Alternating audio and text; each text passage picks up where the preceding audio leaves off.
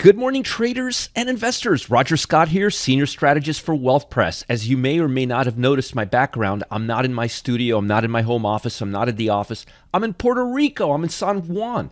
This is my last day on this trip. I'll be flying back today at about 3 p.m. in the afternoon. If you have any emails, any questions, any concerns, any comments, send me an email or post your beef or whatever the question is below this video in the YouTube Wealth Press channel. That's where I post these every morning at around 8:30, about an hour before the market opens. You can also get a link for anything we're promoting, the Telegram channel link where I post videos of my cats, dogs, even give you free trades. Notice I said dogs and cats before the free trades, just to show you what's on my mind. But anyhow, let's get into today's session. I'll be flying back, so I may be a little bit late getting back to you, but I'm here, and I'm always here for you. Now, it's about 7:41 in the morning Eastern Time. Thank God Puerto Rico's on Eastern Time. I refuse to travel anywhere outside of Eastern Time because it confuses the hell out of me. But don't tell my wife that. Anyway, the Nasdaq is up about 5 points. The Dow's up about 79 points. It looks like we're going to have a little flow over from the Apple earnings last week. Now, this is going to be a big week. Let me explain to you why. First of all, we still have earnings. Let me show you, let me give you a little bit of a taste of what's coming out. Today you've got PayPal after the close. They're looking at 12.5% higher consensus. That's pretty good compared to all the other big, large cap companies that are down 20, 25%, and they're only looking for their revenue to fall 2.8%. I have no idea how the company's going to do. I'm completely clueless. I have no feel for PayPal right now because some of the FANG stocks in the consumer sector did better than others, so it can go either way, and their expectations are pretty high, especially compared to stocks like Netflix and Intel, who were, Google, who were off, Tesla, who were off by 20-25% on their EPS estimates. So this is a pretty ballsy move here, and the stock has been beaten down quite a bit. Other stocks that are reporting, remember the S&P, this is the last week. We just have a couple of S&P stocks reporting, and then we're moving on to the mid caps, the small caps, and the retail sector, which is usually the last one to report. But you've got Energizer, you've got Devon Energy, you've got 3D Systems, a lot of other stocks, IPPR, Lucid is reporting today. Palantir is reporting today. Six Flags is reporting today. Tyson Foods, that's the large cap. Western Digital, I wanted to sell the stock last week, but I couldn't because of earnings this week. Tomorrow, you've got Airbnb reporting. On Wednesday, you've got Disney. You got the old Mickey reporting. It'll be interesting to see how Governor DeSantis' beef with Disney is going to impact. They're looking at only down 14%, 13.9% EPS, and revenue a little higher. I think they are going to meet expectations. You've also got Cheesecake Factory, Crane, Ebix, Flex, Groupon, GoodRx. I use that company, actually, GoodRx. Lee Motors, New York Times, Reynolds Consumer, that's a pretty big stock right here. So there's still some large cap stocks coming into it. Teva's coming out, Tupperware's coming out, Wendy's is coming out, Wolverine.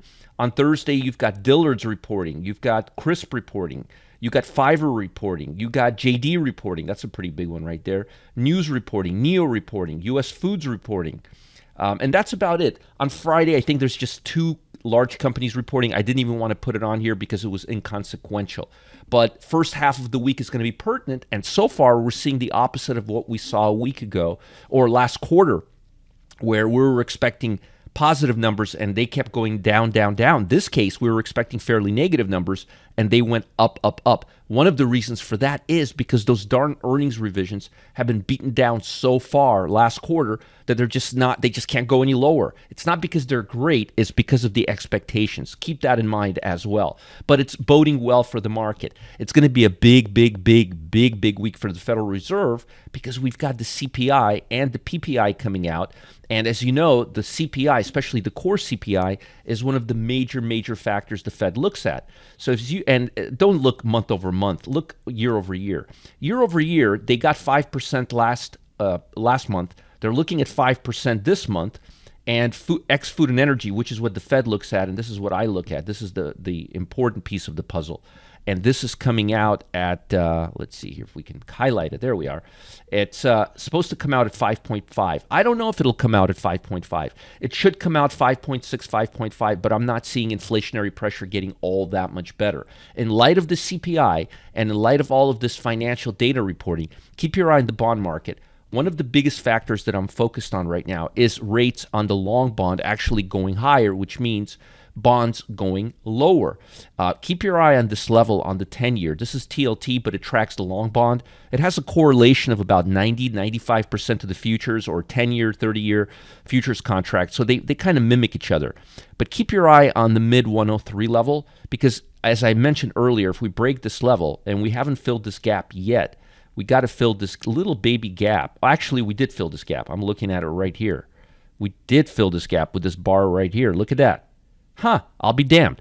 We did fill this gap and then we went up, but I am still considering the fact that we may be going lower because earnings are okay, but again, Fed data, depending on CPI, we may be not ready to stop raising rates, although the Fed says we are. Remember, the 10-year doesn't follow the 2-year. The 2-year may not go much lower, but the 10-year is or the 20-year plus. 10-year, 20-year, 30-year, they're very, very similar.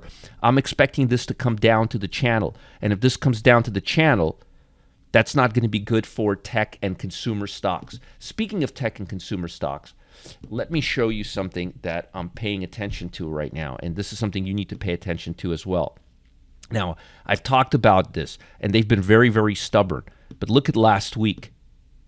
Look at Friday's action. Remember, this is all Apple. And right now, there's no major catalyst outside of Fed data, which is coming out later in the week. That's coming out on Wednesday and Thursday. So tomorrow, you don't, outside of Fed speakers, which I don't think they're going to have as much of a catalyst to move the market because Mr. Squirrely already spoke last week, and he kind of gave us his agenda.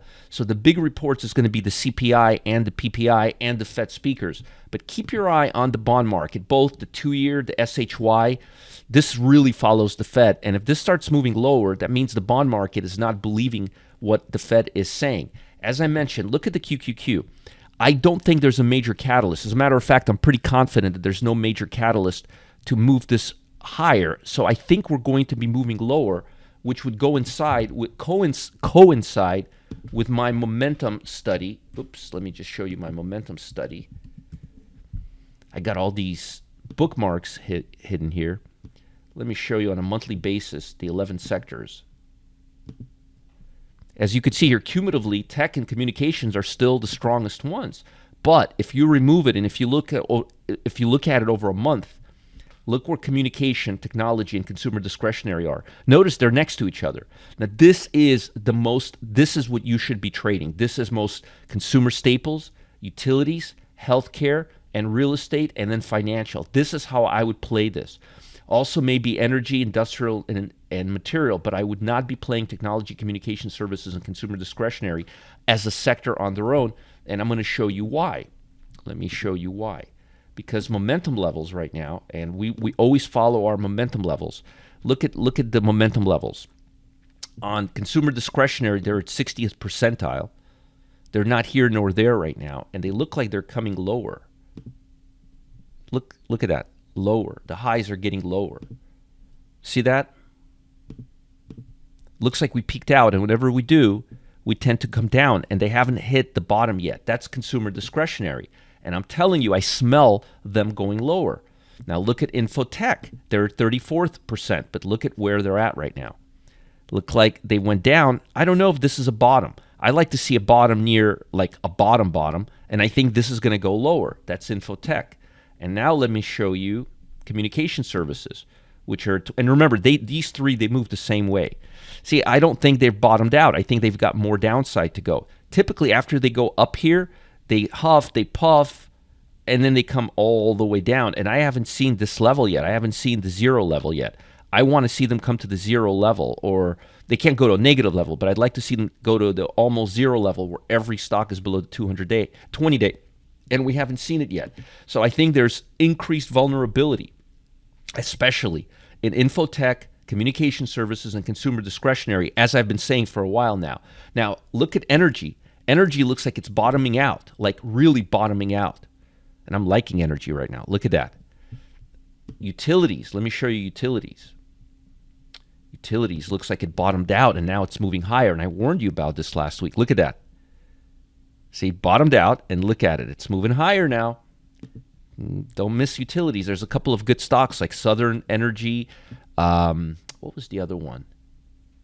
Power, Quinta, La Quanta, PWR ticker symbol. I remember the ticker symbols, not the actual names. Much, much better, actually.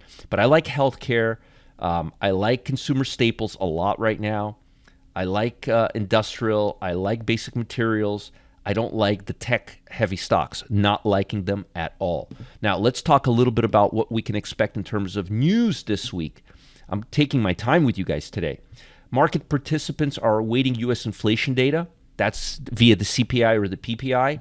Over the weekend, Yellen warned of a constitutional crisis. She's getting a little dramatic. If Congress doesn't raise the federal debt limit, we'll see how that plays out. In Friday's session, Wall Street closed higher. Apple earnings, Nasdaq 100, 8.5-month high. Again, it's Apple. Apple has 15-20% of that market cap. Labor Department numbers were pretty good. Payroll, non-farm payroll roll increased by 253,000, stronger than expected 180,000. Unemployment rate fell to a 54-year low. So unemployment can be used as a tool to say, hey, you know what, unemployment's really, really low. We don't have to do anything with rates, or we have the power to increase. So I think the Fed may go back on their word, especially if economic data starts coming out bad. We're looking this week at the CPI and the PPI, as I mentioned. That's coming out right here on Wednesday and Thursday. And we're not looking at the numbers to be that much better. A lot of Fed speakers, including Philip Jefferson, Williams, Waller, Bauman, and Bullard, they're all speaking this week, and I've told you we've got a lot of earnings. In Europe, they're really focused on U.S. data and earnings. They are following U.S. like there's no tomorrow. Investors are bracing for key U.S. inflation data.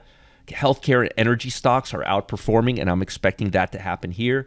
In China, we haven't talked about China in a while. China closed higher as sentiment toward Chinese stocks slightly improved following upbeat travel and consumer spending data.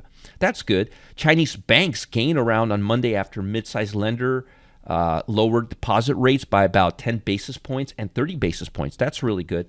And Japan closed lower today as investors' concern over U.S. banks caused a sell-off in domestic bank stocks. Also, Japanese yen pushed higher against the U.S. dollar last week after the Federal Reserve hinted at a pause in its monetary tightening, waiting on export-oriented stocks. I'm also expecting the Japanese yen to start trading stronger because I think their prime minister is going to start shifting policy towards away from export-oriented towards intrinsic value. Now, I want to show you guys something interesting. This is the seasonality table for this week, and let's look at it really carefully. Now, this goes all the way from the end of last month to the mid-month, so we got to start looking at May 8th. And if you look at May 8th, look at consumer staples and basic materials. You could see here, the only thing that looks really good this week from May 8th that doesn't look choppy is consumer staples. It looks like Wednesday, Thursday, Friday are not bad for basic materials. Utilities don't look bad. They are all positive. Not much total positive, as you could see here on the S&P as a whole. The 10th through the 12th, which is Wednesday through Thursday, Friday, is not a great day. So there's a lot of choppiness in the overall market. Look at financial. Today is a bad day. Wednesday and Thursday is a bad day. For energy, the 11th is a bad day, which is a Thursday, I believe.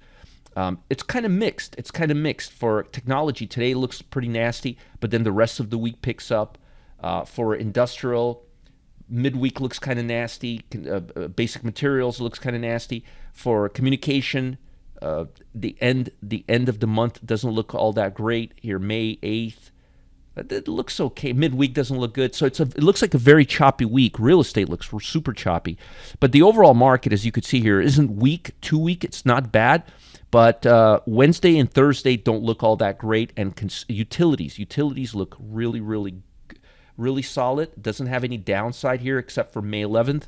And consumer staples. And I like those sectors quite a bit right now. Overall, we got to be really, really cautious because this market can especially vulnerability in technology stocks is huge right now. and consumer discretionary stocks. We don't have earnings really to save us, and we've got smaller stocks reporting. I would be very, very cautious, especially with momentum levels and Nasdaq trading at an 8.5-month high. There's just no catalyst for a breakout, and I think with the Dow turning choppy, I think we're going to see the same thing from the large cap tech stocks, which will dampen the market quite a bit because there's really no catalyst right now, and CPI isn't expected to be all that great. So expect the market to get a little dark cloud under it this week. It's been running a little too hot lately. Now, before I let you go, hopefully this was a nice week ahead preview for you. If you're enjoying this, make sure to post comments below the YouTube Wealth Press channel, YouTube Wealth Press channel. Just go to the search link in YouTube, type in Wealth Press. Before I let you go, folks, my good friend Chuck Hughes, and I love Chuck, he's great. He's about to expose one of Wall Street's best kept secrets. It's a new way to potentially get ahead of the game. The way Wall Street invests is changing, moving all of its biggest transactions to very specific times of the day. Oh yeah, you better believe it.